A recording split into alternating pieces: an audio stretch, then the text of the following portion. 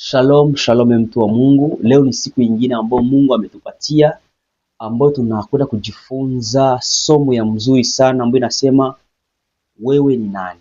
Biblia inasema mu Yeremia sura ya kwanza mstari wa 5.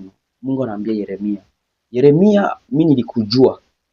Toka uyaingia mtumbo ya mama yako nilikujua na nikakutambua. Na nikakuweka kuwa nabii wa mataifa. Nikusema kuwa Mungu anakujua na Mungu pia ananijua. Na kama Mungu anakujua na Mungu ananijua pia, kuna kitu kenye Mungu alikiweka ndani yako ili ukifanye mwa hii dunia.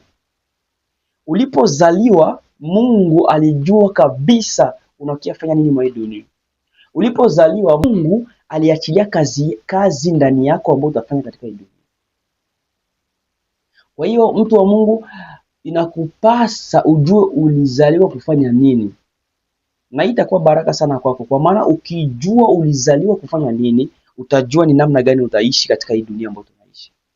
Ukijitambua utajipatia mipaka, utajua kujizuia kufuatana na kazi ambayo unaibeba ndani yako. Ukijitambua wewe ni nani, utafanya nguvu yote ili uende kuishi sawasawa na jinsi ulivyo. Leo batu ba mingi banashindwa kuishi mzuri kwa sababu hauelewi ni nani. Unapenda uige huyu, hii. Lakini ukielewa wewe ni nani, ukitambua wewe ni nani, hautaiga mtu. Naweza kuambia siku ya leo ujikaze sana, ikana chini. Waza, tafakari, mimi ni nani?